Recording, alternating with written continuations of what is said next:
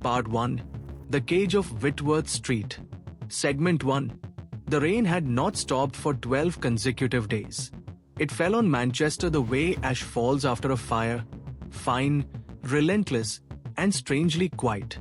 The city seemed to absorb it, drinking it in until every street lamp, every brick wall, every shop window looked washed out and exhausted. D. Nathan Blackwell stood beside the unmarked GMP vehicle on Whitworth Street, his coat already soaked through along the shoulders, collar turned up against the needle-thin drizzle. He lit a cigarette, the flame wavering in the wind before settling into a weak orange glow. The smoke curled upward, dissolving instantly in the cold air. He inhaled deeply, letting the taste fill the hollow in his chest. Another call, another basement, another winter night where sleep felt like a distant rumor. Behind him, D.S. Chloe Reed climbed out of the car with a sigh that clouded into the mist, pulling her scarf tighter around her neck. She carried her negotiation kit in one hand and a thermos of black coffee in the other. Her lifeline during these long winter shifts. "You're shaking," Nathan murmured without looking at her. "It's freezing," she replied. "And I haven't slept." He didn't respond. Sleep was a luxury none of them had anymore. Not during the black winter. D.C. Rye Fletcher exited the rear seat, already fiddling with his mini drone like it was a piece of jewelry. At 28, he still looked almost boyish, his breath fogging as he tested the drone's rotors. "Signal interferences high tonight," he muttered. "The fog's thick. I might lose visual if I go too deep." "Just get what you can," Nathan said. SGT Kiran Dole slammed the passenger door shut with the subtlety of a man who had never done anything quietly in his life. His laughter boomed even in the cold night air. "So what have we got? Another missing person? Runaway teen?" Chloe checked her notes. "Anonymous call. Female screams heard from inside. Basement. No confirmation of how many people inside." Kiran tilted his head. "Basements, eh? Lovely place to spend a Saturday night." Nathan dropped the cigarette to the wet pavement and crushed it beneath his heel. "Let's move." The house. The three-story terraced house loomed at the end of the street, its windows dark except for a faint flicker of light from the basement level. A thin veil of fog settled against the bricks like a second skin. Something about the house felt wrong. Too still. Too quiet. Chloe shivered despite herself. "I hate this street. It's like it hasn't decided whether it belongs to the living or the dead." Ryan glanced at her. "You okay?" She forced a smile. "I'm fine." But Nathan could see the exhaustion behind her eyes. She'd been juggling night shifts and caring for her daughter, whose asthma had worsened in the cold. Stress had carved new shadows beneath her eyes. The team reached the front door. Nathan gave it a soft push. It didn't budge. "Doors reinforced," he said. "Someone really doesn't want company." Ryan stepped closer. "I can get the drone through that basement window. It's cracked open just enough." "Do it," Nathan said. Ryan knelt on the wet ground, setting the drone on the slick pavement. The rotors hummed softly, slicing through the drizzle. The drone lifted, bobbing gently like a cautious insect, and slipped through the basement window. Chloe watched the live feed on Ryan's phone. The drone's camera shook slightly as it adjusted to the dim light. "Switch to thermal," Nathan said. Ryan tapped twice. The screen shifted to a palette of cool blues and heated reds. "2 heat signatures," Ryan whispered. "One stationary. One pacing." Chloe's stomach tightened. "Stationary how?" Ryan swallowed. "Not moving at all." Nathan nodded. "We are going in. The basement." The team moved to the basement door. Nathan tested the handle. Locked. Kiran cracked his knuckles. "My time to shine." One swift kick and the door splintered inward, the sound echoing through the narrow stairwell. A draft of cold, damp air slithered out, carrying with it the smell of old stone and rust. Ryan held up the feed. The pacing heat signatures, moving faster now. Chloe swallowed. "They know we are here." Nathan led the descent into the basement, flashlight beams slicing through the darkness. The walls were made of rough brick, wet and uneven. Their footsteps echoed faintly. Halfway down the staircase, a sharp, metallic sound rang out. Something scraping across the floor. Nathan raised his hand, signaling everyone to stop. Then a voice drifted up to them. "Stay back." It was male, low, quivering. Chloe's instincts kicked in. She stepped forward. "Sir, this is the Greater Manchester Police. We are here to help." "Help?" the voice rasped. "You're too late." The cage. They reached the bottom step, flashlights landing on something that made all 4 officers stop in their tracks. A steel cage, homemade, welded together in uneven bars, sat in the far corner of the basement. A faint bulb flickered overhead, casting long shadows across the concrete. Inside the cage sat a teenage girl, thin, pale, knees pulled to her chest. Her hair hung in wet strands across her face. Amelia Hargreaves. She stared at them with hollow, haunted eyes. But Nathan's attention went to the figure pacing just outside the beam of light. A man, mid-50s, gaunt, wearing a sweater smeared with something dark. "Reginald Hargreaves," Nathan said calmly. "You called this in?" The man froze. "I didn't call anyone." "That wasn't a question," Nathan muttered. Reginald's hands twitched. He held a glass bottle, not quite visible in the dim light, but enough for Nathan to stiffen. Clear liquid. Chemical smell. Acid. Chloe inhaled slowly. "Mr. Hargreaves, can we talk?" "You're here to take her away," Reginald whispered, voice cracking like old timber. "You don't understand. She isn't safe." Amelia suddenly leaned forward, gripping the bars of the cage with trembling hands. Her voice was hoarse but sharp. "Don't listen to him. Please, get me out." Her eyes glistened with desperation. Nathan approached cautiously. "Sir, put the bottle down." Reginald shook his head violently. "No. If I can't save her, no one will." Chloe stepped forward, palms raised. "Reginald, look at me. I know you're afraid. I know something pushed you to this. But right now, you're in control. Let's talk." Her voice softened into the professional calm she had spent years perfecting. "You've kept her alive," she said. "You've kept yourself alive. You made it this far. That means you can choose what happens next." Reginald's breathing slowed. His grip on the bottle loosened slightly. Nathan inched toward the cage. "Amelia, stay back from the bars. We are going to get you out." Amelia nodded shakily. Nathan noticed small streaks of dried reddish-brown on the stone wall beside her. Shapes. Letters. SOS. Written in streaks and smears.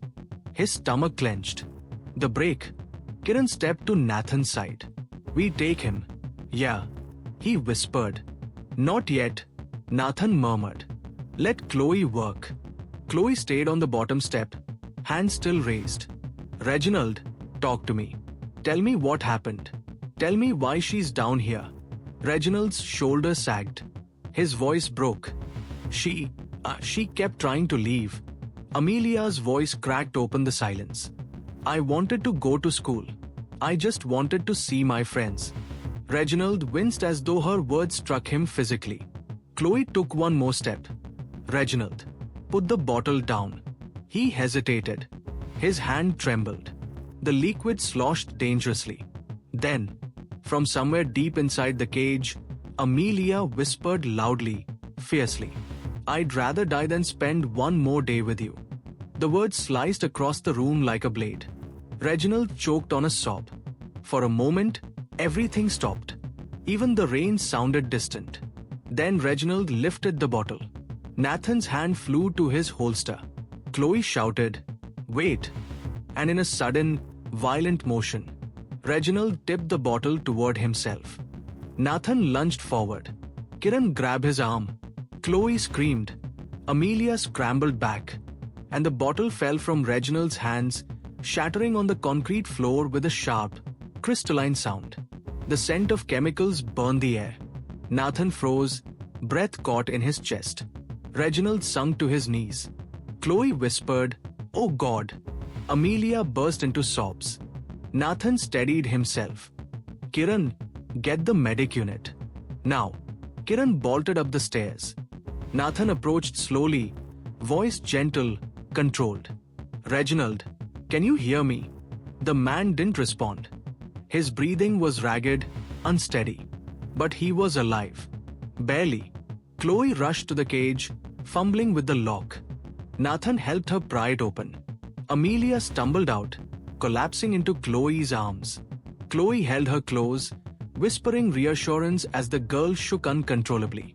Nathan exhaled a breath that felt like it had been trapped in his lungs for years. Outside, sirens began to rise in the distance. Another door had opened in Manchester's black winter. And Nathan knew. This was only the beginning. Segment 2. The flashing lights of the ambulance painted the wet street in restless pulses of red and white, as though the night itself were breathing unevenly. The mist hung low, calling through the air like silent smoke. Whitworth Street, usually busy even on a winter weekend, now felt deserted, swallowed by the rain, the fog, and the weight of what had been found inside the house. Nathan Blackwell leaned against the bonnet of the patrol car, rain trailing down his face. The cold didn't bother him anymore. It was the silence that did. After every grim callout, there was always this strange quiet afterward. Like the city was deciding whether to wake up or keep dreaming in nightmares.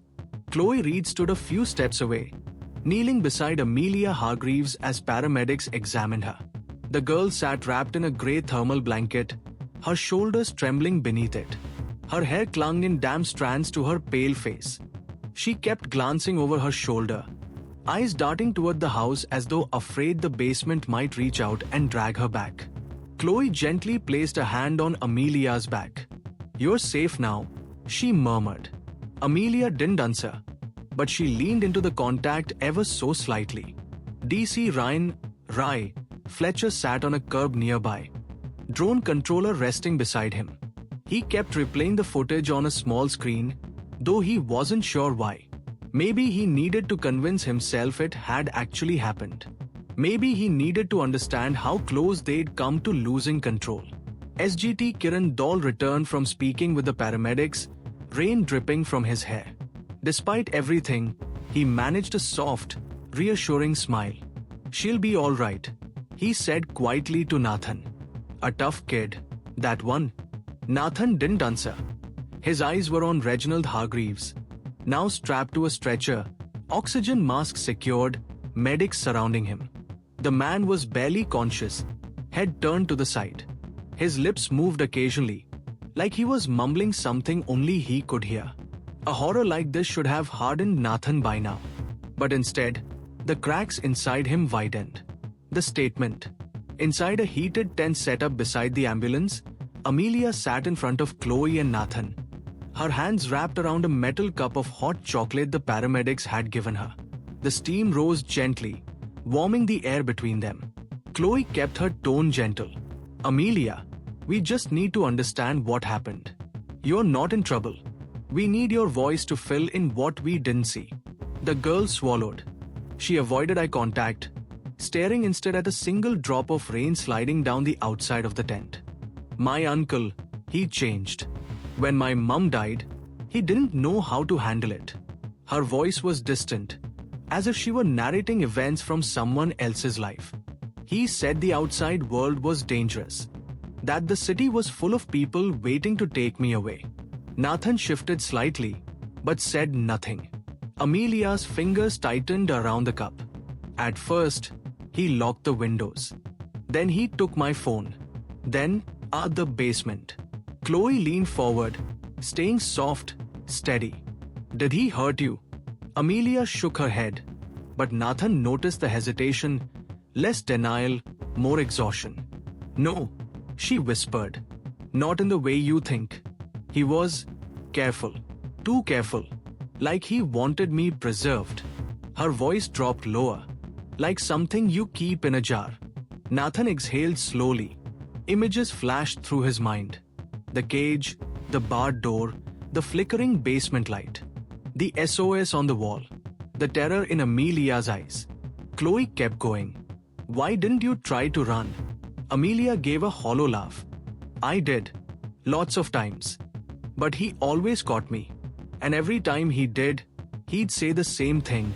It's not safe out there. You belong here. Ryan stepped into the tent then, holding his drone screen.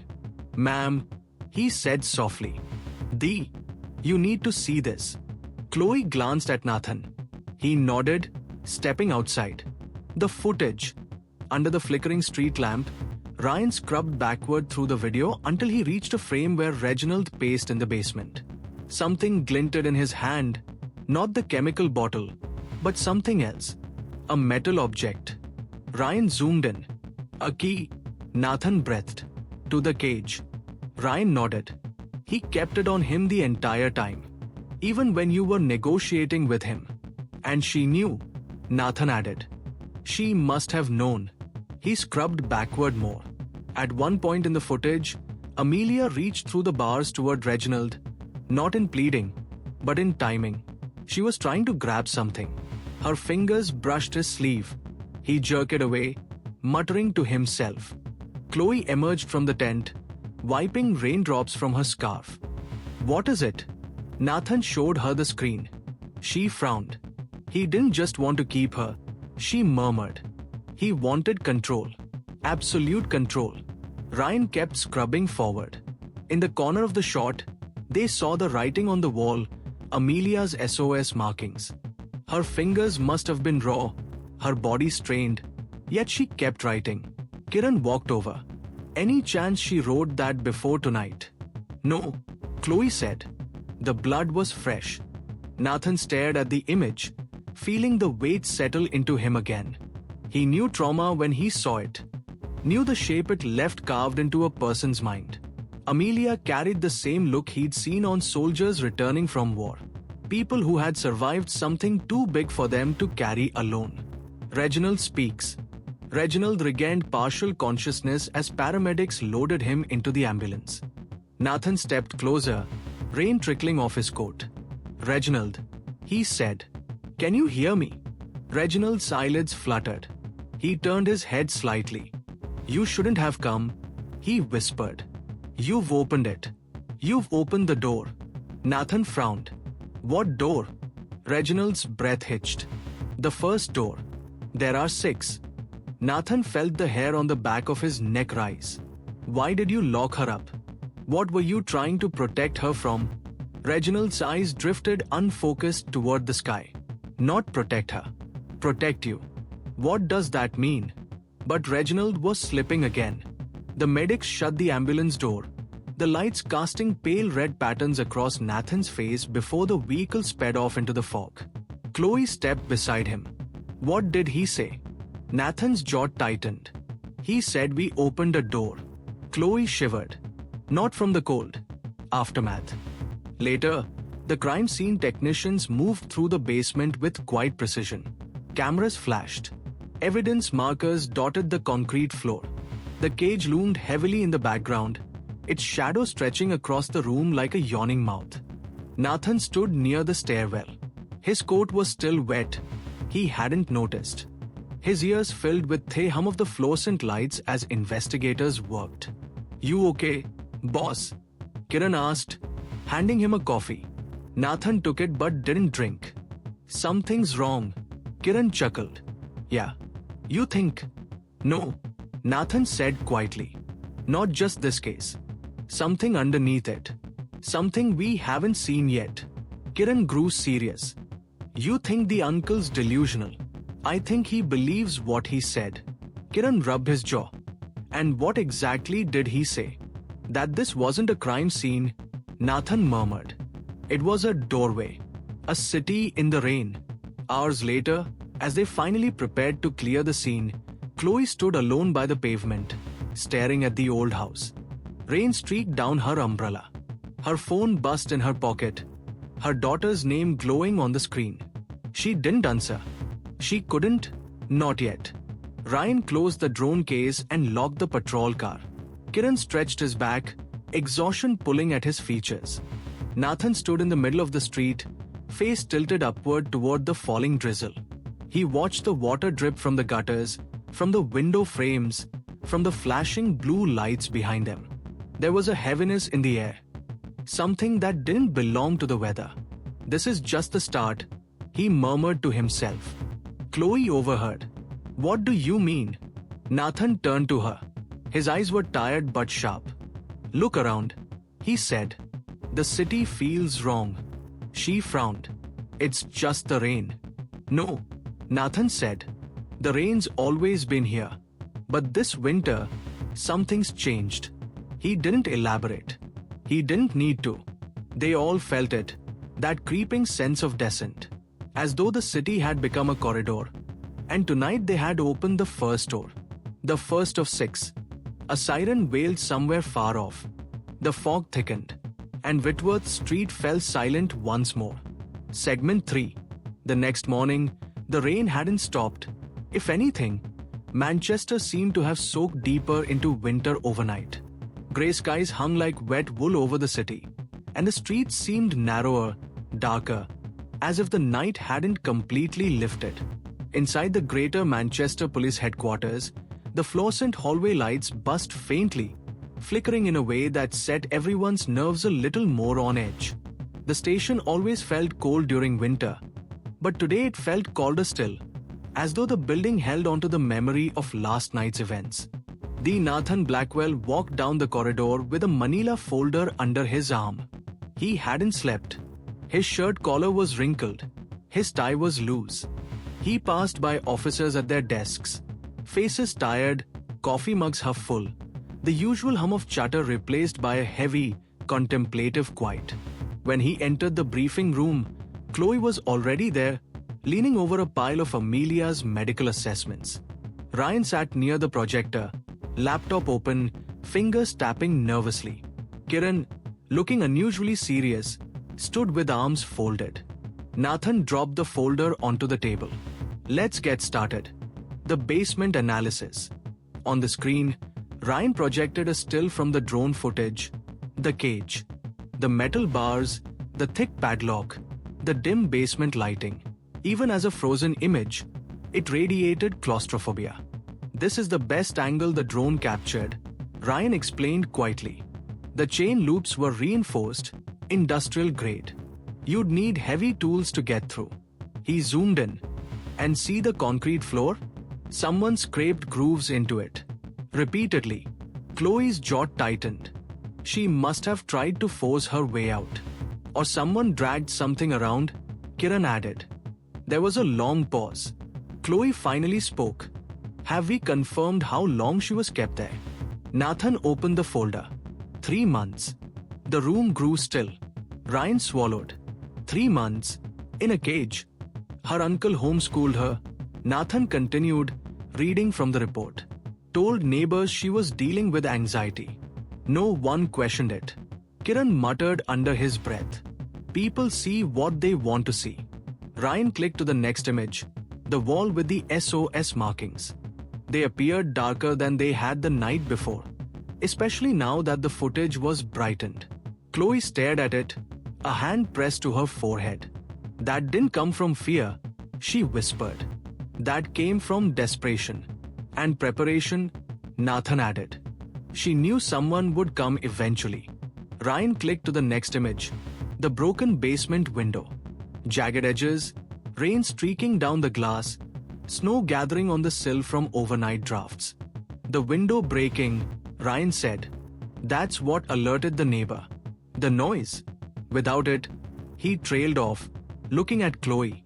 She saved herself, Chloe finished. Nathan nodded slowly, but not before she reached her limit. The uncle's notebook. Nathan handed Chloe a small black notebook. Worn, stained, the leather cover cracked. This was found under Reginald's bed. She opened it. The handwriting inside slanted unevenly. The ink smudged in places. Not quite a diary, more like scattered thoughts. Observations. Warnings. She read aloud. The world is getting hungrier. I hear them in the walls. Kiran raised an eyebrow. Them. Another page.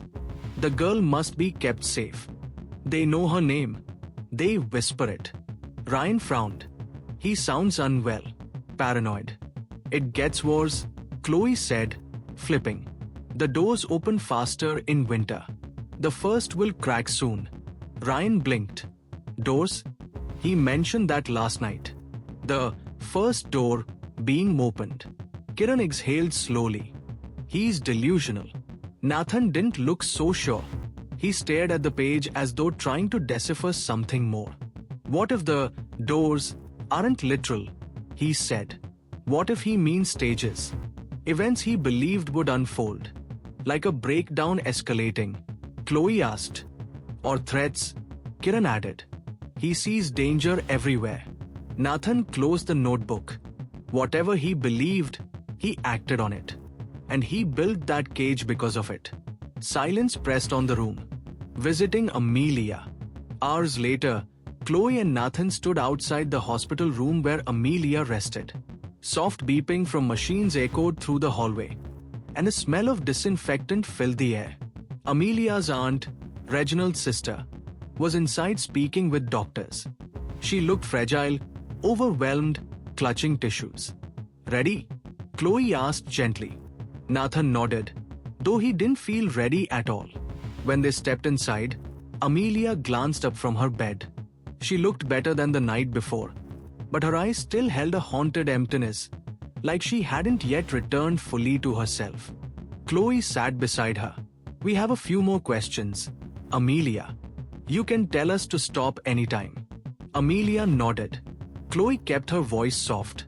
Did your uncle ever talk to you about doors?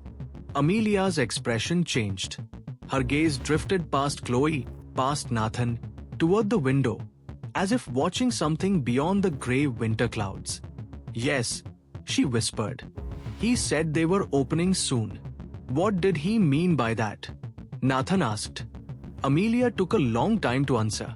He said the city had cracks, weak places, and that if you listen at night, you can hear people crying through them.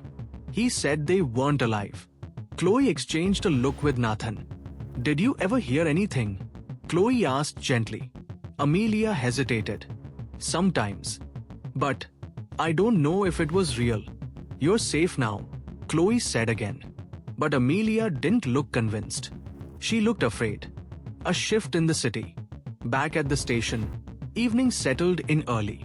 The city outside the windows was swallowed by fog, streetlights throwing pale circles of gold into the mist. Nathan stood alone in the locker room, opening his metal locker. His hands trembled slightly. Inside was a half-empty flask, hidden behind a stack of paperwork. He stared at it for a long moment. Then he closed the locker again. He didn't drink. Not tonight. When he returned to the main room, Kiran was staring at the whiteboard where they'd pinned photos of the crime scene. He scratched his beard thoughtfully. You ever get the feeling this winter's different? Kiran muttered. Like the city's heavier. Nathan joined him. Heavier? Aye. Like something sitting on the rooftops, waiting. Nathan didn't respond. Not because he disagreed, but because he felt it too. A strange call. At 11:07 p.m., Ryan, still in the office, picked up a ringing desk phone. The line was quiet at first. Then a voice whispered, You didn't close it. Ryan froze.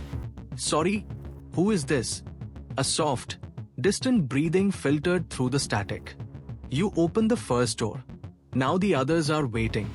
Ryan shot up from his chair, pale. Who is this? Is this Reginald? But the line clicked off. Nathan and Chloe rushed over. What happened? Nathan demanded. Ryan swallowed, eyes wide. That was a child's voice. Chloe's stomach dropped. A child. Yeah, Ryan whispered. And they sound terrified. Nathan's mind raced. Did they say their name? No. Just, he hesitated. Just that, the first door is open.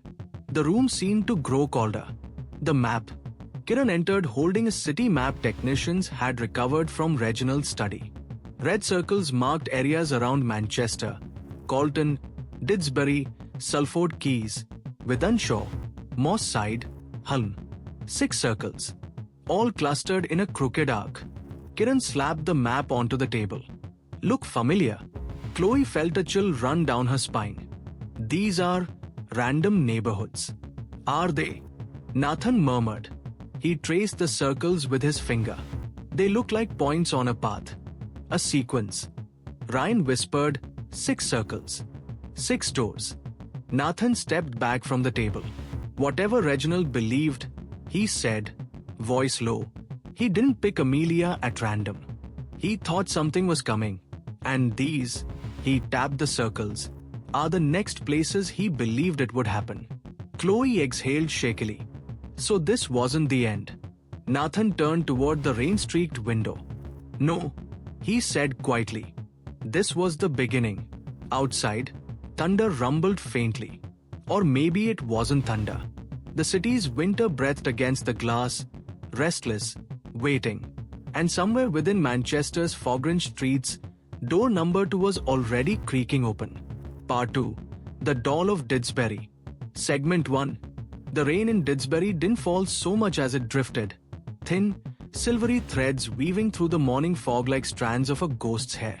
The penthouse towered above the high street, its glass facade reflecting nothing but grey sky and mist. Perfect on the outside. Untouched. Silent. Inside the police SUV, the Nathan Blackwell stared upward from behind the windshield. He hadn't said much on the entire drive. The heater hummed, warming the air but not the mood. Chloe sat beside him, flipping through the initial report with a tension she tried to hide. Ryan was in the back seat, assembling his drone. Kiran, alive and laughing in this chapter of the story, as if fate had not yet sharpened its knife, leaned forward between the front seats. So, Kiran muttered, voice low, neighbors say she hasn't come out in days. Chloe nodded. 3 days, according to the concierge. No lights at night. No visitors. No movement. And the neighbor heard, what exactly? Ryan asked. Nathan flipped the page. A woman singing. Ryan blinked. At 3 in the morning, Chloe closed the report. He said it sounded like a lullaby. Soft. Off-key. Kiran made a face. Nothing good ever starts with a lullaby at 3 in the morning. Nathan didn't smile. It gets worse. He said there were 2 voices. One singing. One whispering. Ryan looked up. Whispering what? Nathan shut the file. Don't leave me. Silence settled over the car. Outside, the building loomed. Clean lines, modern architecture, secure gates. The kind of place designed to keep the ugliness of the world far, far away. But ugliness had its own key. The arrival. The lobby greeted them with warm lighting and polished marble floors. It smelled faintly of eucalyptus and expensive candles. A concierge stood nervously behind the desk, hands clasped tightly. Miss Whitmore lives on the top floor, he said. Penthouse 804. She usually smiles, always says hello. But lately, he swallowed. She hasn't looked right. Nathan nodded politely. You said you heard voices. The concierge hesitated. I tried to tell myself it was the TV, but I don't think it was. Chloe offered a calm, reassuring tone. Thank you. We'll take it from here. They stepped into the lift. The doors closed with a soft chime. As they rose floor by floor, Chloe glanced at Nathan. You all right? Fine, he lied. She didn't push. She simply watched the rain streaking down the glass behind him. Sometimes people showed their injuries more clearly in reflections. When the doors opened, a colder, quieter air greeted them. Penthouse hallways always had this stillness, carpeted steps, muted echoes, the soft hum of hidden ventilation. But this one felt different. Too quiet. As if listening. Ryan tapped his drone controller against his leg. You want me to fly it under the door? Not yet, Nathan said. We knock first. They approached the door of Penthouse 804. A small brass sign bore the name. H. Whitmore and M. Cartwright. Nathan knocked firmly. Miss Whitmore? Police. No answer. Chloe leaned close, listening. Her breath slowed, focused. Do you hear that? She whispered. They all stilled. From inside came the faintest sound, soft, melodic, drifting. A lullaby. Off key. Kiran's eyes narrowed. That's not normal. Chloe's voice lowered. It's the same tune the neighbor described. Nathan nodded once. Rai, get the drone up. Ryan placed the small quadcopter on the floor, activated it, and guided it silently toward the bottom of the door. It slipped through the narrow gap, its tiny camera adjusting to the dim interior. The screen lit up in Ryan's hands, and the team leaned in. The first look inside. The drone drifted through a living room clean enough to be a show home. Designer furniture, soft beige rugs, plants by the window. Everything pristine, untouched. Except, it was dark. Too dark. Curtains drawn tightly, lamps unplugged. A single candle flickered on the coffee table, its flame wavering. Chloe frowned. Why just a candle? Ryan guided the drone further. Something moved in the corner of the frame. A shadow, a shift of fabric. The drone turned. A young woman sat with her back to the camera, on the floor. Motionless. Wearing a white dress. Hair perfectly brushed. Posture unnervingly still. Chloe inhaled softly. Is that Melissa? Ryan zoomed in. No, that's Helen. The roommate. Helen Whitmore sat cross-legged, hands placed neatly on her lap. Her voice, barely audible, filled the room. She was singing. A lullaby. Slow. Swaying gently. Chloe shivered. Where's Melissa? Nathan pointed at the screen. Rai. Pan left. The drone turned.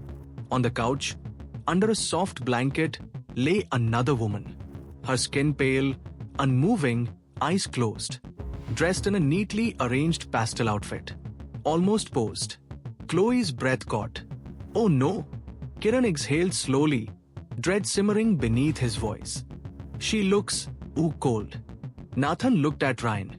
Any signs of breathing? Ryan swallowed. No, sir. Nathan straightened. We are going in. Entry. Kiran stepped forward, lifting his boot. With one swift motion, he kicked the door open. It slammed against the wall with a crack, and the lullaby stopped instantly. Helen turned her head, eyes wide and oddly serene. Oh, she said softly. You're here. Nathan's voice stayed steady. Helen Whitmore, step away from your roommate. Helen blinked, slowly, as though the words didn't make sense to her. Her gaze drifted to Chloe, then Ryan, then Kiran, and finally landed back on Nathan. She's all right, you know, Helen said gently, nodding toward Melissa.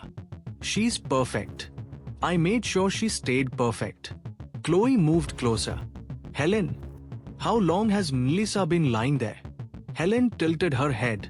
Time is strange when you don't sleep. Ryan whispered under his breath. That's not comforting. Nathan kept his tone calm. Helen, step away from the couch. Helen smiled, soft, dreamy. You can't take her. She's mine. Kiran shifted, ready to move, but Chloe held up a hand. Let me try. She approached slowly, palms open. Helen, you've been alone for a long time. That's why we're here. To help you. But we need to check on Melissa. Helen's expression softened. She's sleeping. Chloe nodded gently. I see that. And she looks peaceful. But we still have to make sure she's okay. Helen's shoulders trembled. She's better than okay. She's beautiful. A tear slid down her cheek. Not grief, but devotion. Nathan exchanged a tense glance with Kiran. Keep her talking, he mouthed. Chloe continued softly. Helen, when was the last time Melissa spoke to you? Helen's lips parted. She doesn't need to speak. I talk enough for both of us. The room felt colder. The syringe. Nathan stepped subtly to the side, angling his view. A table behind Helen held several objects. Candles, brushes, bottles, neatly arranged like a shrine. Among them, a syringe. Nathan's stomach tightened. He spoke quietly to Ryan. Mark that. Evidence priority. Ryan nodded. Chloe took one step closer. Helen, can you tell me what's in the syringe? Helen blinked. Just a little something to keep me perfect too. Chloe froze. Where is it now? Helen lifted her hand slowly. And there it was, held loosely between her fingers, almost lovingly. The syringe glinted in the candlelight. Nathan's voice hardened. Helen, put that down. But Helen shook her head gently. No, because if you take Melissa from me, then I can't stay here anymore. Chloe felt her heart thudding. This was the line, the fragile, trembling line between surrender and tragedy. Helen, she whispered, listen to my voice. You're not alone. You don't need to do this. Helen looked down at the syringe, almost contemplative. I thought that too, she murmured. But then she stopped breathing, and she was so quiet. And I realized, I don't want to be alone in the quiet. Her fingers tightened around the syringe. Nathan gave a subtle signal to Kiran. Not yet. Not yet. Wait for Chloe's lead. Chloe stepped closer. One slow, deliberate step. Helen, she said softly. Let me hold that for you.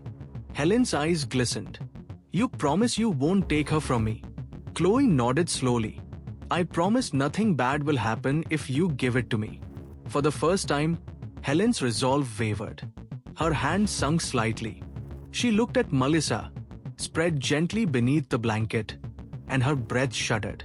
Okay, Helen whispered. Okay. Chloe reached. Helen lowered the syringe. Their fingers were inches apart. Millimeters. Suddenly Helen's eyes widened with renewed panic. She's waking up. She jerked the syringe upward, toward her own arm. Nathan lunged. Kiran moved faster. Chloe grabbed Helen's wrist. The syringe slipped, but Chloe caught it mid-fall. Helen gasped, trembling, collapsing into Chloe's arms in a sob that echoed through the penthouse like a broken lullaby. Nathan let out a sharp breath. Kiran closed the door behind them. Ryan powered down the drone, hands shaking. The fog outside thickened against the windows. The penthouse felt heavier, as though watching them. Nathan stepped toward Melissa Cartwright's still form. And the moment he reached the couch, he stopped cold. Something was wrong, very wrong. Even without touching her, he knew. This was no natural death. And as the candle flame flickered in the draft, the room seemed to whisper, quiet, cold. Door 2 has opened. Segment 2. The wind hissed against the penthouse windows as the team began their sweep. The apartment was too quiet now. Helen's sobbing reduced to soft hiccups as paramedics escorted her downstairs. The lullaby had stopped, but the echo of it seemed to cling to the walls, lingering in the air like perfume after someone leaves the room. Nathan stood beside Melissa's body, careful not to touch anything. The blanket lay perfectly smoothed across her chest. Her hair was neatly brushed, tucked behind her ear. She looked peaceful, too peaceful. Kiran joined him, gloves already on. She looks posed. Nathan nodded. She wasn't sleeping. Helen arranged her. Before or after? Kiran didn't finish the sentence. Nathan's jaw tightened. We'll know after postmortem. But my guess? After. Chloe approached, rubbing her arms as if the room were colder than it should have been. Helen said something strange before you arrived. Kiran glanced at her. Everything she said was strange. No, Chloe said softly. She said Melissa had been quiet because she had run out of words. Nathan studied Chloe's face. You think she understood Melissa was dead? Yes, Chloe said. But not in a normal way. She wasn't grieving. It was like she'd built a world around Melissa's silence. Ryan hovered near the windows, looking pale as he pulled the drone's footage up on his tablet. Boss, he said, you might want to see this. Nathan and Chloe crossed the room. Ryan played the recording from 30 minutes before. The drone tracked Helen swaying, singing, but then it caught something strange. In the corner of the frame, near the bedroom door, something moved. A small shadow. A shift. Barely visible. Nathan narrowed his eyes. Pause. Zoom. Ryan enhanced the frame as much as the low light allowed. The figure was vague, more a silhouette than anything identifiable, like someone standing just outside the bedroom, half hidden. Chloe inhaled sharply. There was someone else here. Kiran bristled. Then where the hell did they go? Ryan rewound. The shadow didn't return. No footsteps. No open door. No movement deeper inside the apartment. It appeared once, then vanished. Nathan exhaled. We searched the flat again. The bedroom. The bedroom was immaculate. Every corner perfectly organized. Bed neatly made. No sign of struggle. The air smelled faintly floral. But beneath it, something off. Not rot, not decay. Something more subtle. Chemical. Artificial. Chloe walked slowly toward the vanity table, her eyes narrowing. Look at this. The table was covered in cosmetics, hairbrushes, perfumes, and camera equipment. A ring light. A small tripod. A second camera facing the mirror. Kiran raised a brow. Was Helen filming something? Ryan shook his head. Not on any platform that shows up in her public accounts. But she was streaming on the dark web. Remember? That's where viewers saw Melissa. Chloe opened a drawer. Inside were dozens of photographs. Melissa in various outfits and poses. Some looked like candid moments. Others looked staged, smiling at the camera. A tilt of the head, eyes vacant. She groomed her, Chloe murmured. Not just physically. She curated her. Nathan pointed at the wall above the bed. Someone had taped up a series of sticky notes. Each one held a phrase. Don't leave me. Smile for the camera. Stay pretty. Stay. Forever. Chloe's eyes grew distant. This isn't obsession. It's delusion reinforced by environment. Kiran checked the ensuite bathroom. Clear. Nathan moved to the wardrobe. Neat rows of designer dresses, coats, and bags. But on the top shelf was something unusual. A child's nightlight shaped like a star. It blinked softly, casting shifting constellations on the walls. Why does a grown woman have a kid's nightlight? Ryan asked. Chloe swallowed. Comfort item. Regression behavior. Her mind was deteriorating long before Melissa died. Nathan examined the nightlight. The battery case had scratch marks. Deep, frantic. Kiran whistled quietly. Someone was desperate in the dark. Chloe turned toward the window. Where's the shadow we saw? There's no place for someone to hide. Nathan's eyes drifted back to the footage. A silhouette. A shape. Could have been the curtain shifting, Ryan suggested. Or her imagination, Kiran added. But Chloe didn't look convinced. Shadows don't move like that, she murmured. Nathan didn't answer. Because he didn't believe it was a trick of light either. The body. Forensic officers entered to take Melissa's body for examination. Nathan stepped back, arms crossed, eyes fixed on the blanket. One technician knelt beside her. Time of death estimated at. No, Nathan said quietly. Don't say it yet. They paused, puzzled. Nathan exhaled slowly. Let's wait for the proper autopsy. Just document for now.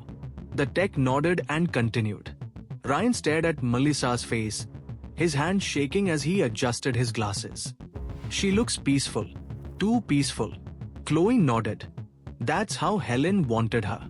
Nathan studied Melissa's expression carefully. Something subtle bothered him. The tilt of the head. The positioning of the hands. The slight dampness at the ends of her hair. She washed her. Nathan whispered. Everyone turned. She cleaned her body. Styled her hair. Dressed her. Arranged her hands. She prepared her like a doll. Chloe finished. Kiran exhaled. Door 2. The doll of Didsbury. Nathan's jaw tightened. And we're supposed to stop at 6 doors. Ryan shuddered. Helen's confession. Downstairs, in the building's lobby, paramedics had restrained Helen gently, placing her on a bench with blankets wrapped around her. Her eyes were wide but unfocused, fixed on something far beyond the sterile lighting. When Chloe knelt beside her, Helen smiled faintly. It's cold in here, she whispered. She doesn't like the cold. Who doesn't? Chloe asked gently. Melissa, Helen replied. She always shivered when the windows were open. She liked warmth. I kept her warm. Chloe nodded. And you cared for her? Helen's eyes glistened. I saved her. How? Helen leaned closer, voice barely audible. She was fading. They were taking bits of her. So I gave her something to keep her here. Chloe felt a chill grip her spine. What do you mean, they? Helen's smile deepened in a dreamy, distant way. The voices. The same ones your man heard. Chloe froze. You heard them too? She whispered. Helen nodded slowly. They whispered through the vents, through the pipes, through the drains sometimes. They said she was too beautiful, and they wanted to take her face first. Chloe's breath hitched. Helen, those are delusions. No, Helen said simply. They're real. Melissa heard them too, before she got too quiet. Chloe swallowed. How long were you hearing them? Helen looked past her, eyes following something moving across the ceiling that Chloe couldn't see. Since the winter started, she said. The elevator revelation. Upstairs, Nathan gathered the team inside the penthouse before clearing out. I want everything logged, he said. Every object, every note, every recording. Kiran nodded. And what about Helen? Charges? We'll wait for Psych Eval, Chloe said. She's fragile. Something broke inside her months ago. Ryan stared at the drone, replaying the shadow again and again. Boss, that silhouette. It looked like a child. Nathan looked at him sharply. You sure? Ryan hesitated. Not sure. But the height, the proportions, just feels like it. Chloe slowly turned toward Nathan. We got a mysterious call last night. A child's voice. Nathan nodded slowly. You opened the first door. Kiran rubbed his face. Now we have a shadow in a penthouse that shouldn't have shadows. Chloe whispered, Door 2. Nathan walked to the window. The fog pressed against the glass in thick waves. The lights of Didsbury blurred into white smears. There's a pattern, he said. Reginald's map wasn't random. We are following it without meaning to. Ryan asked quietly, What's after Didsbury? Nathan tapped the next circle on the copy of the map they'd pinned to the case file. Sulford Keys. Chloe exhaled. The siege. Kiran leaned back. Door 3. Nathan nodded, eyes narrowing. Then we move fast. Before someone else hears the whisper. The wind howled softly outside. And somewhere within the fog, a child's voice whispered again, just faint enough to imagine, just real enough to dread. Don't leave me. Segment 3. The fog outside thickened as night approached, settling across Didsbury like a damp shroud. By the time the team returned to GMP headquarters, the building felt colder than usual, the halls quieter, as though the walls themselves were absorbing the weight of their thoughts. Nathan led the group into the incident room. He flicked on the overhead lights, which buzzed reluctantly before pooling into a pale, clinical glow. The map of Manchester, with its 6 circled neighborhoods, hung on the far wall like a diagram of an illness spreading through the city. Ryan slumped into a chair, rubbing his temples. Chloe stood near the whiteboard, lost in thought. Kiran cracked open a packet of mints, offering one to Nathan, who shook his head. All right, Nathan said, clearing his throat. We need to break down what we know. Ryan raised a tired hand. We know Helen had been spiraling for months. Isolation, delusions, fixation, the works. But the question is why, Chloe added. Why did she deteriorate so suddenly, so severely? Kiran snorted. It's winter. We are all deteriorating. No, Chloe insisted. This isn't weather misery. This is something sharper, something heavier. Nathan nodded. There's a trigger we haven't identified. Ryan opened his laptop. Her digital logs show she stopped going out in late November. That's around the same time her search history changed. She went from makeup tutorials and photography boards to darker forums. Chloe's eyes narrowed. What kind of forums? Ryan hesitated. Places that talk about our presences in houses. Voices. Companions that appear during episodes of grief. He rotated the laptop toward them. And this.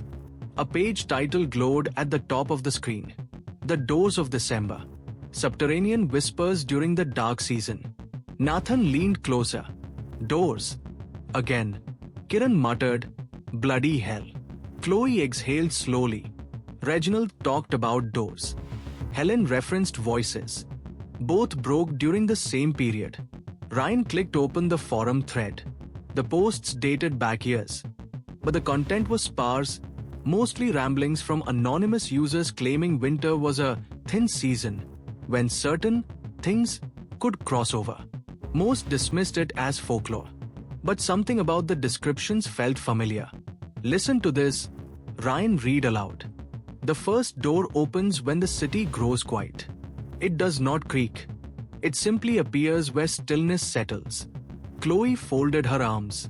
That matches Reginald's notebook. The doors open faster in winter. Ryan scrolled. And here, those who hear the whisper are marked. They become custodians of the next door. Kiran shifted uncomfortably. Marked how? They hear a voice, Ryan said. A specific voice. Nathan inhaled sharply. The child's whisper. They all grew silent. The forensic report. A knock on the door broke the tension. A forensic technician stepped inside, holding a sealed folder. The Blackwell. Preliminary for Melissa Cartwright. Nathan accepted it and dismissed the tech. Chloe stepped closer. What does it say? Nathan skimmed the pages. His brow furrowed. So Melissa didn't suffer, he said first, voice calm.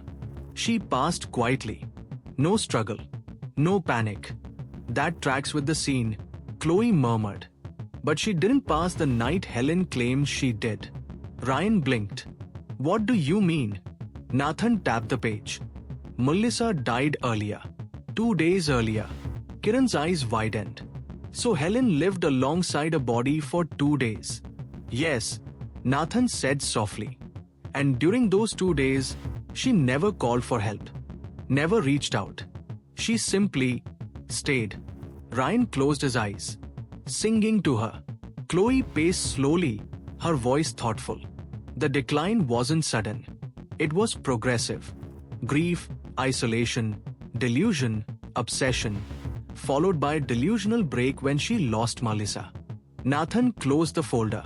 And then she made the apartment into a shrine. Chloe nodded. A world where Melissa never left. The fluorescent lights hummed above them, making the room feel smaller. The elevator camera. Ryan suddenly looked up.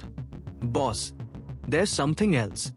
He pulled up the building's security footage, grainy black and white elevator recordings. For hours, the elevator sat motionless. No movement. No entries. But then, at 2:13 a.m. the night before the callout, the elevator lights flickered. The doors opened by themselves. No one stepped in. No one stepped out. Just empty space. Yet the elevator remained open for nearly 30 seconds. Ryan slowed the footage. Chloe's eyes narrowed. Is there a glitch in the system? No, Ryan said quietly. That's the thing. The system logs show it was activated by wait. Kiran straightened. Wait? Meaning someone was inside. Except the camera shows nothing, Ryan whispered. Nathan stared at the screen, feeling a cold pinch run down his spine. Something unseen had entered the penthouse floor. The same night Melissa died. A visit to the balcony. Back at the penthouse, night had fallen hard. Only the building's exterior lights pierced the fog. Nathan stood on the balcony, overlooking the dark expanse of Didsbury. Chloe stepped beside him, pulling her coat tighter. You think Helen killed her? No, Nathan whispered. There was no sign of violence. No sign of panic. No toxins detected. Then why did she die? Nathan looked out into the grey void beyond the building. That's what scares me. Chloe followed his gaze. The shadow in the footage. It wasn't a trick of the light. You're certain? I've been certain of very few things lately, Nathan murmured. But that wasn't human. Chloe swallowed. Nathan, do you think Helen saw it too? Yes. Do you think Melissa did? Nathan's jaw tightened. She must have. The wind brushed the balcony railings, whispering through the gaps like a breath. Door 2, Chloe said softly. And we didn't close it. Nathan shook his head. We didn't even know how. The whisper returns. Hours later, after they cleared the penthouse, the team exited through the lobby. Rain streaked down the glass entrance, blurring the world beyond into grey watercolor blotches. The concierge watched them leave with weary eyes. Is everything all right? Nathan didn't answer. Chloe offered a tired smile. We'll be in touch. The team stepped outside into the mist-drenched car park. Ryan's phone buzzed. He glanced at the screen and froze. It's the same number, he whispered. Chloe felt her pulse spike. Put it on speaker. Ryan did. A soft, trembling breath filled the night air through the tiny speaker. Then the same child's voice, thin, shaky, impossibly close despite the distance, whispered. Door 2 isn't closed. Nathan stiffened, staring into the fog. The voice returned, even softer. She didn't die alone. A pause. They were with her. Chloe's breath caught. Who was with her? Silence. No answer. Then, they're coming to you next. The call ended abruptly. Their breaths clouded in the cold air. Kiran whispered, "This is madness." Ryan looked at Nathan. "Boss, what now?" Nathan slowly raised his head, eyes locking onto a distant shadow in the fog. Something small, human-shaped, motionless. "We follow the map," he said. "Next circle?" Kiran asked. Nathan closed his eyes for a moment, gathering himself. Then he answered, "Sulford Keys." The wind pressed against them like a warning. Door 3 was waiting, and the city felt like it knew. Part 3. The Siege of Sulford Keys. Segment 1. The towers of Sulford Keys rose from the fog like dark monoliths, their silhouettes fractured in the rippling water below. The winter wind carried the metallic tang of the canal, and each gust seemed to whistle through the railings as if the buildings themselves were exhaling. At night, the Keys felt like a different city. Empty walkways, silent docks, windows glowing faintly through curtains of mist. Nathan Blackwell stood at the edge of the pier, staring at the high-rise where Darius Malone had barricaded himself hours earlier.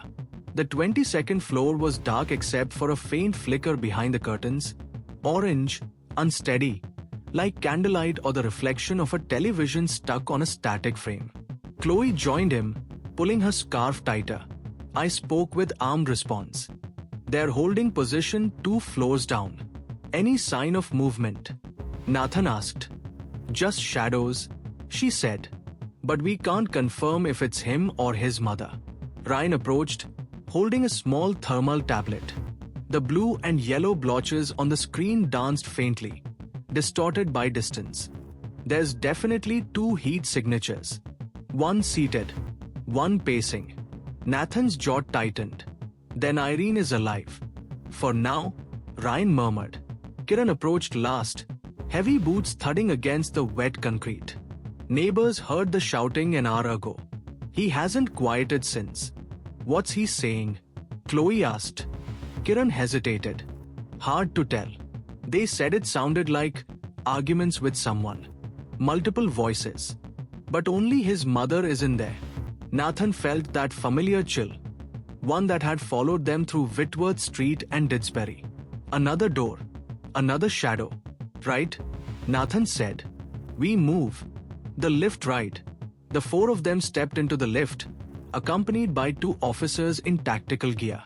Chloe pressed the button for floor 21, the one directly beneath the apartment. As the lift ascended, the interior lights flickered softly. Ryan shot a worried look upward. These lifts never flicker. They do now, Kiran muttered. This building's from the 90s.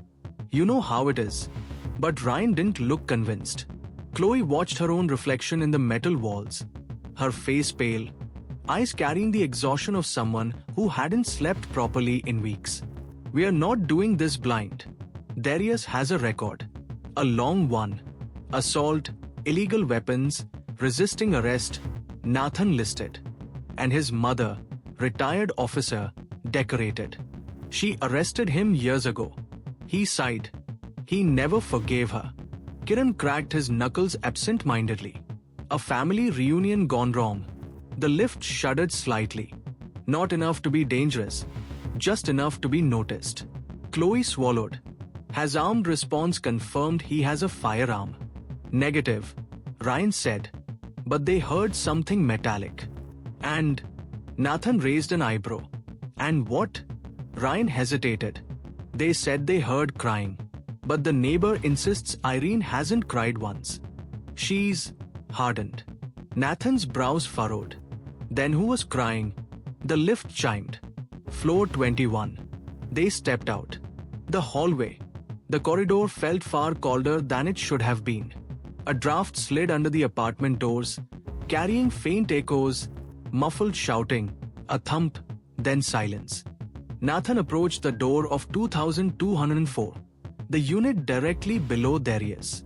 The tactical officer beside him pulled out a metal cylinder, tilted it upward, and scanned the ceiling. A faint red dot shone. Ryan activated a screen. The thermal imaging through the ceiling showed two blurry shapes in apartment 2304, the siege site. One figure moved back and forth, pacing in erratic bursts. The second remained still. Positioning's clear, Ryan whispered. Irene's on the sofa. Chloe closed her eyes briefly, steadying herself. I'll handle the negotiation, she said. Nathan nodded. No risk moves until we have clarity. We are doing this the slow way. A loud crash echoed from above them. Wood breaking, something heavy striking the floor. They all froze. Then, Darius' voice, muffled but unmistakably furious. Don't look at me like that. Don't you dare. Chloe's stomach twisted. Kiran whispered, that wasn't directed at his mother. Nathan stared upward at the plaster ceiling as the shouting continued. Another voice responded. Soft, broken, cracking under strain. But definitely not Darius. A woman's voice. Chloe's blood ran cold. That's not Irene. Ryan checked the tablet again. We only saw 2 heat signatures. What if she moved? Chloe whispered. Nathan nodded slowly. Then there's someone else in that apartment. The team exchanged grim looks. This was no longer a simple barricade. This was something else. Something the map had pointed them toward. Door 3. Ascending the stairwell. The stairwell leading up from floor 21 was narrow, dimly lit by flickering bulbs. The concrete echoed lightly with every step. Tactical officers took point, weapons lowered but ready. The shouting grew clearer. Darius again. You think you can whisper behind my back? You think I don't hear you? You think you can tell her what to do? Nathan frowned. He's arguing with someone who isn't answering. Chloe exhaled shakily. Hallucinations. Psychotic break. Or someone hiding, Ryan added under his breath. They reach at floor 22, 1 floor below the siege. Ryan used his drone to scan the stairwell above. Top landings clear, he reported. Door closed. No movement. Nathan motioned for silence. They took the final flight of stairs, stopping just short of the landing. Only a thin metal door separated them from Darius Malone. Behind it, footsteps moved. Heavy, unsteady. Something slammed, wood on metal. Then Irene's voice finally broke through the noise. Darius, please. Her tone was strained, breathless, but alive. Chloe tensed. She's conscious. But can she move? Nathan whispered. Kiran leaned against the railing, listening closely. I hear 2 sets of footsteps. No, wait, 3. They all froze. Chloe shook her head. No, that can't be. The thermal scan only saw The door above them vibrated suddenly, as if someone had slammed into it from the other side, hard enough to shake dust loose from the ceiling. Ryan stepped back instinctively. What the? Nathan raised his hand, signaling everyone to stay completely still. They listened. Silence. Holding. Breathing. Then, a soft voice, inches from the other side of the door, whispered, "Help us." Not Irene. Not Darius. A third voice. A young one. A child. Chloe's breath caught in her throat. "Ryan, is this the same voice?" Ryan nodded slowly, face drained of color. "Yes, that's the same voice that called me. The same voice from door 1. The same voice from Didsbury. The same whisper threading through the winter." Nathan stepped back, whispering, "This isn't a siege. This is a pattern." The metal door creaked faintly, not quite opening, but shifting, as if someone pressed lightly against it. Nathan motioned to Kiran. "Breaching charge ready," he said softly. "But we wait for your command." Chloe tightened her grip on her negotiation kit. "Let me try. Please." He'll respond to a calm voice. "All right," Nathan said.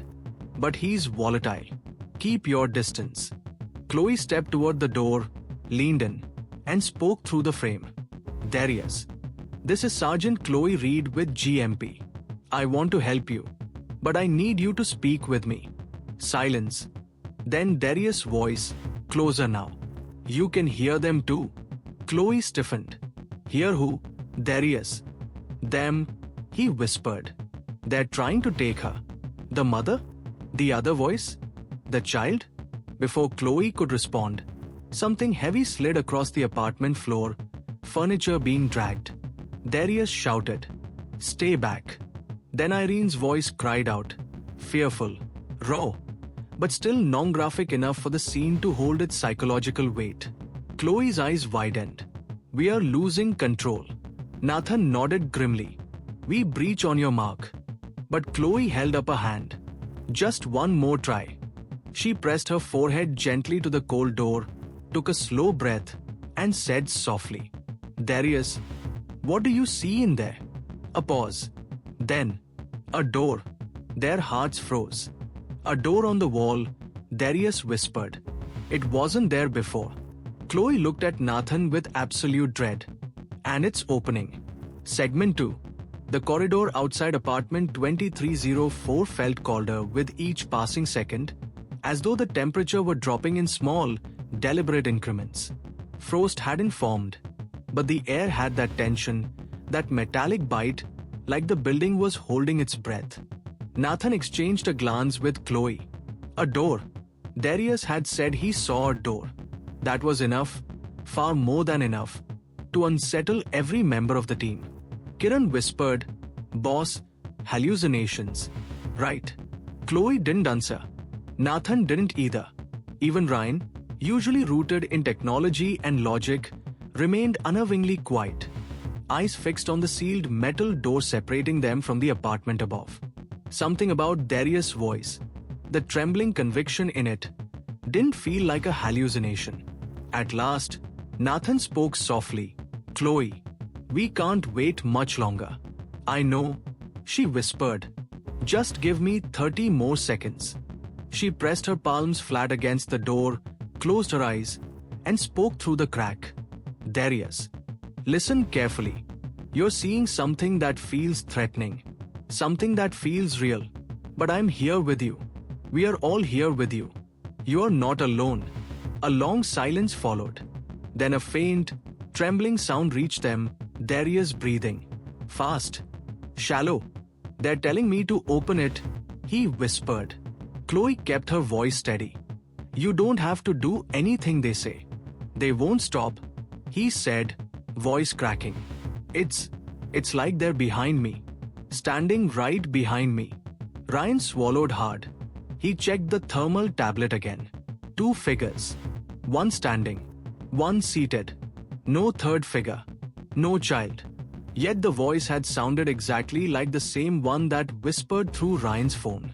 Nathan felt his throat tighten. Something was deeply wrong here. Wrong in a way that didn't belong to crime scenes or barricades or psychotic breaks.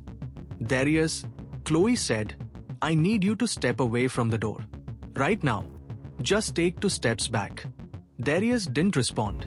Then, a soft, unmistakable sound whispered through the door. Not from Darius. Not from Irene.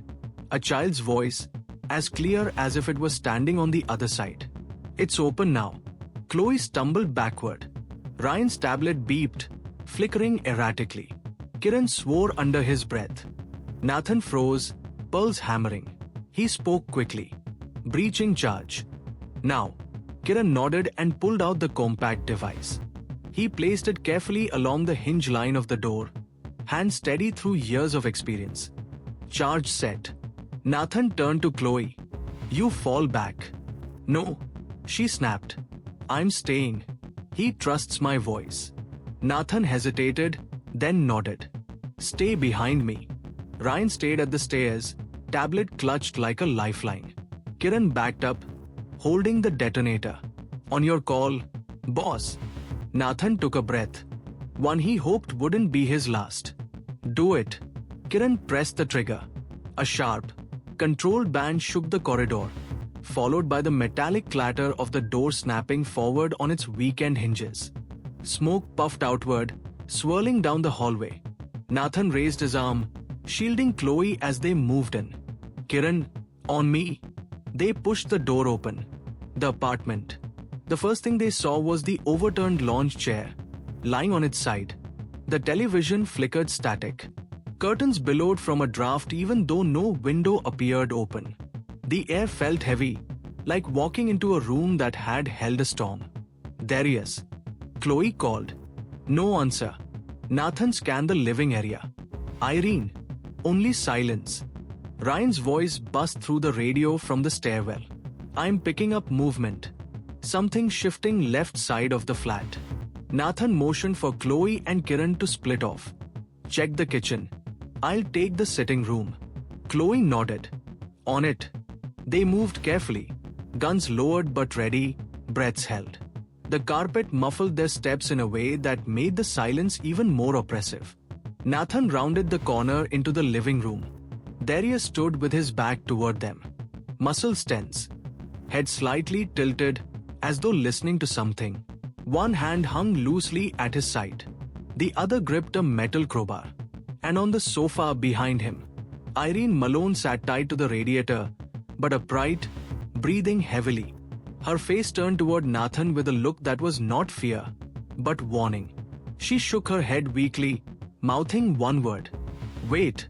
Nathan froze. Darius, he said gently. Don't move. I'm right here. Darius didn't turn. He whispered something. Just one word. Barely audible. Door. Nathan swallowed. There's no door, Darius. It's just you and your mother. Darius slowly lifted the crowbar. Chloe stepped into view then, keeping her voice low and soft. Darius, listen to me. You're seeing something that isn't real. You're hearing something that isn't real. Yes, it is, Darius said. They're here. Chloe's breath caught. Who's here, Darius? He finally turned. His eyes weren't wild. They weren't angry. They were hollow, like someone staring through a person instead of at them. They keep telling me, he said. They keep whispering that I have to open the door fully. What door? Chloe asked. The one behind me. Nathan looked at the wall behind Darius. There was nothing there. Just plaster. Paint. A framed picture of the canal. No door. But the air felt wrong. Thicker. Like a cold draft seeping through an invisible gap. For a moment, just a flicker, Nathan thought he saw movement in the plaster. Like a shadow shifting behind it. He blinked. And it was gone. The negotiation. Chloe stepped fully between Nathan and Darius. Darius, she breathed. You've seen something that terrified you. I believe you. I'm not saying it isn't real. I'm saying you're not alone with it. Darius shook his head. You don't understand. Once you open one door, the others find their way. Nathan and Kiran exchanged a grim look. Same phrasing, same belief, the same infection of fear that had hit Reginald and Helen. Chloe stayed calm. What do you think is behind that door? Darius trembled. Shadows. Children. A woman. Whispering. Chloe's face drained of color. What is she whispering? Darius lifted his free hand, covering his ears. Don't leave me. Ryan's voice crackled suddenly over the radio. Boss, Heat's signature changed. It's like the wall is heating up behind him. A sharp sound cut him off. A thump. Soft. Deliberate. From inside the wall behind Darius. Everyone froze. Another thump. Closer. Like knuckles tapping through plaster. Chloe whispered, Darius, please step away from the wall. I can't, he said. They told me not to move. Who did? The children. There are no children, Darius. He stared at Chloe with hollow conviction. There are. Silence pressed on them like weight. Then, from behind the wall, a voice whispered, help us.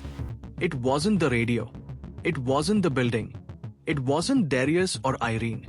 It was the same child's voice they'd heard twice before. Chloe stumbled back. Nathan's blood went cold. Kiran raised his weapon instinctively. Darius smiled faintly, broken, relieved. You hear them now. The moment before collapse. Nathan took a slow step forward. Darius, put the crowbar down. Darius lowered it a fraction of an inch. But then, a long, sharp crack split through the plaster behind him. A hairline fracture. Impossible. The building wasn't old enough. Nothing had hit it. Nothing should. The fracture widened another inch. Like a seam. Like something behind the wall was pushing outward. Ryan's voice returned through the radio, panicked. The wall's heating up again. There's something. The radio cut off in static. Irene shouted, struggling against her bindings. Darius, move. But Darius stood rooted, eyes fixed on the widening crack. They're coming through, he whispered. Nathan surged forward. Darius, move now. But then the crack expanded, just a fraction, and a cold, unnatural wind blew out of it, extinguishing the lamps beside the sofa. The room plunged into half darkness. Darius finally snapped out of his trance, stepping back too fast, stumbling. Chloe reached out to grab him. Kiran moved in simultaneously. Nathan lunged toward him. But before they could reach him, a sound drifted out of the crack in the wall. A soft, childlike laugh. Not malicious. Not joyful. Something in between. Like a giggle muffled through a closed door. Darius screamed. And everything shattered. Segment 3.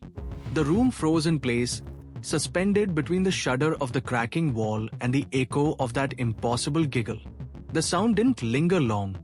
It slipped away quickly, like something shy disappearing behind a curtain. But the dread it left behind, that stayed. Darius staggered backward, the crowbar clattering from his hand. Chloe reached for him, but he flinched away, as though even her presence was too much to bear. No, no, no, he whispered, clutching his head. They're here. They're here. Nathan moved in front of Chloe, one hand steadying her, eyes fixed on the expanding fracture in the wall. It had stopped widening. For now. But the air leaking from it felt colder than the room, colder than any winter draft, carrying something like the echo of breath. You three. Kiran barked, voice low but urgent. Move back, now.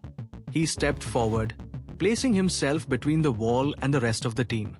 That was Kiran, always the first into danger, always the shield. Nathan raised his weapon toward the crack, though he wasn't sure what he expected to see. Nothing made sense anymore. And yet everything felt too real. Darius, Chloe said softly, look at me. Focus on my voice. We need to get your mother out of here safely. That's the priority. But Darius shook his head violently. She's gone. She's not her. He pointed at the crack. They're dragging her inside. Irene, tied to the radiator, raised her voice, strained but steady. Darius, Listen to me.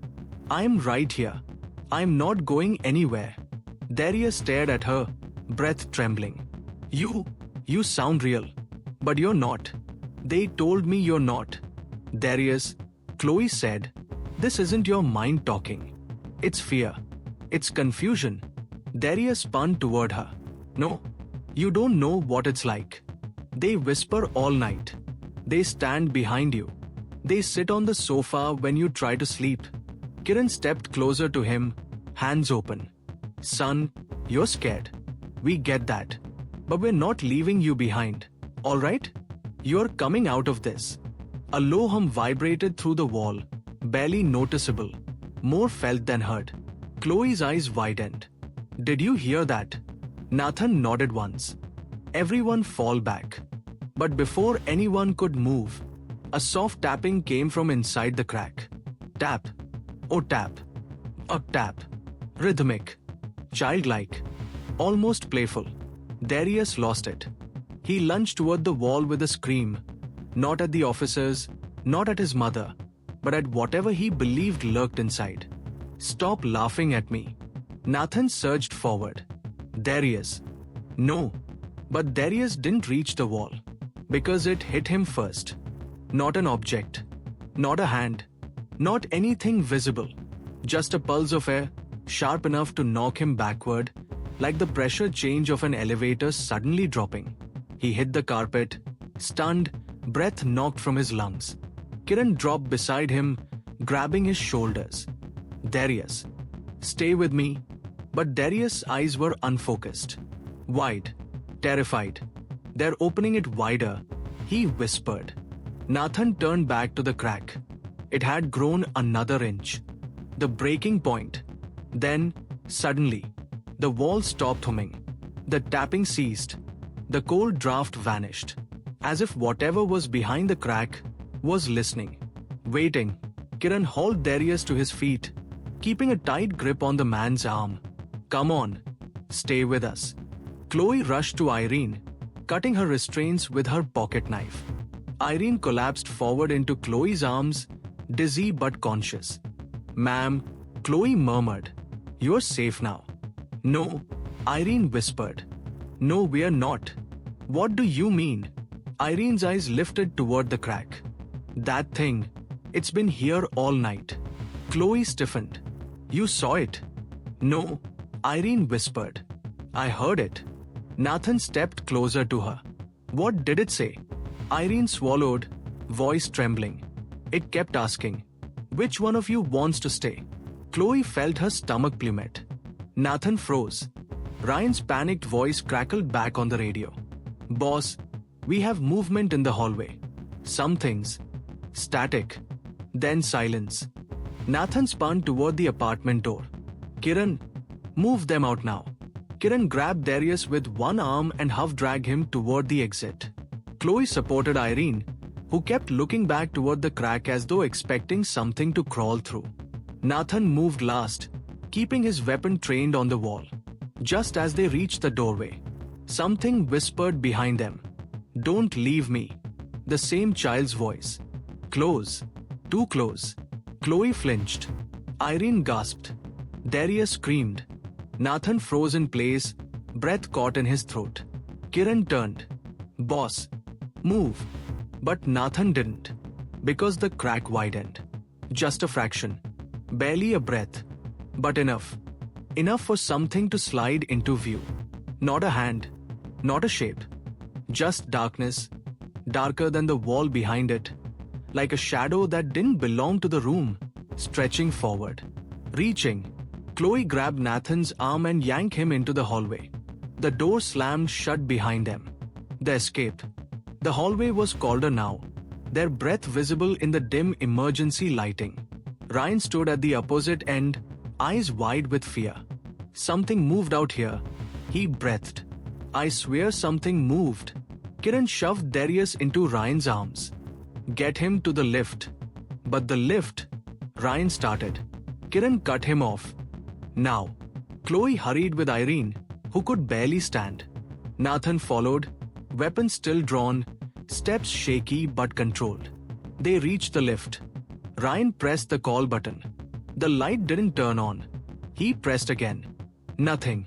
Kiran slammed his fist into the wall. Not now. Chloe grabbed Ryan. Stairs. Move. They pivoted to the stairwell door and froze. The door was ajar, not fully open, just barely, like someone had slipped through and forgotten to close it. A cold draft seeped from the darkness below. Ryan whispered, "Please tell me that was armed response." Nathan shook his head. Armed response is 2 floors down. They don't come up here without orders. Something creaked inside the stairwell. Slow, deliberate. A single footstep. Darius suddenly thrashed in Ryan's grip. It followed us. It followed us down. It followed us. Kiran shoved open the fire door opposite the stairwell. "We take the back route." Storage corridor. They rushed through the door, slamming it behind them. The corridor beyond was narrow, lit by flickering maintenance lights. The walls smelled of dust and damp insulation. Chloe supported Irene, who kept whispering frantic prayers. Ryan kept dragging Darius, who was mumbling incoherently. Kiran led the way, clearing corners with his weapon. Nathan moved last, watching the door behind them with every step. Halfway down the corridor, the lights flickered. Once, twice, then went out. Pitch black. Chloe gasped. "Nathan!" Nathan raised his torch, flicking it on. The beam cut through the dark. The corridor was empty. Silent. Except footsteps behind them. Soft. Unrushed. Like a child walking barefoot on the carpet. Chloe froze. Ryan whimpered. Kiran snarled. "Keep moving." They reached the end of the corridor. Another fire door. Kiran threw his weight against it, forcing it open. Light spilled in from the emergency stairwell beyond. They pushed through. All except Nathan. Because the moment he crossed the threshold, he heard it again. Right behind him. Right at his ear. A whisper softer than breathing. "Door 3. Nathan spun. Torch raised. Weapon ready. But there was nothing. Just the empty corridor, stretching into darkness. The door clicked shut behind him. Aftermath on the street. They burst out of the building 15 minutes later, emergency crews swarming the keys. Armed response rushed forward, gathering the team, handcuffing Darius, assisting